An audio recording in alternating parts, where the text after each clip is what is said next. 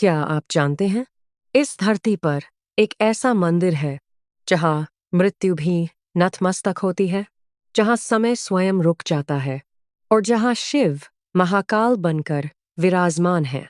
यह कहानी है उज्जैन की, भारत की उन प्राचीन नगरियों में से एक जहाँ से समय की गणना आरंभ हुई। इसी पावन भूमि पर स्थित है महाकालेश्वर ज्योतिर्लिंग।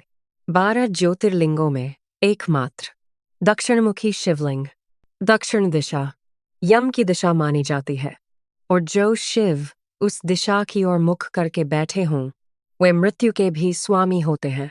इसीलिए इन्हें कहा गया महाकाल, अर्थात समय का भी अंत। हर दिन तड़के जब पूरी दुनिया गहरी नींद में होती है, तब महाकालेश्वर मंदिर में भस्म आरती की तैयारी होती है। ये कोई साधारण पूजा नहीं है, यह हमें जीवन का सबसे बड़ा सत्य सिखाती है। भस्म जो ये याद दिलाती है कि यह शरीर, यह धन, यह अहंकार सब नश्वर है। प्राचीन काल में कहा जाता है कि यह भस्म श्मशान से लाई जाती थी ताकि भक्त यह समझ सके कि अंत में सब कुछ यहीं समाप्त हो जाना है। जब शिवलिंग पर भस्म अर्पित की जाती है तो वह दृश्य केवल आंखों से नहीं, आत्मा से देखा जाता है। जो भक्त इस भस्म आरती का दर्शन कर ले, उसके मन से मृत्यु का भय सदैव के लिए समाप्त हो जाता है। 12 ज्योतिर्लिंगों में महाकालेश्वर का स्थान सबसे अलग है, क्योंकि यहाँ शिव को किसी ने स्थापित नहीं किया। कहा जाता है महाकाल स्वयं प्रकट हुए थे, इसी कारण उज्जैन को कहा गया मोक्ष की नगरी।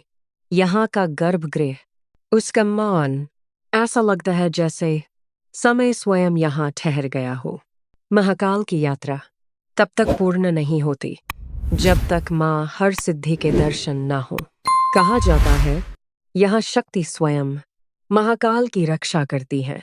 जब हर सिद्धि माता के दीप स्तंभ रात में प्रज्वलित होते हैं तो पूरा उज्जैन दिव्य प्रकाश से भर उठता है। यह दृश्य केवल देखा नहीं जाता, महसूस किया जाता है। जहाँ शिव हैं, वहाँ शक्ति का होना निश्चित है, और जहाँ शिव और शक्ति एक हों, वहाँ साक्षात ईश्वर की अनुभूति होती है।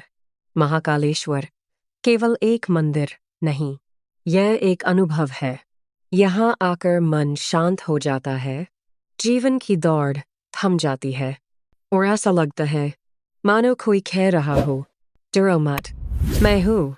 अगर यह यात्रा आपके हृदय को छू गई हो तो अपने मन में महाकाल को नमन कीजिए, और अगर आप भी कभी महाकाल के दर पर गए हों तो अपना अनुभव शब्दों में बांटिए, क्योंकि महाकाल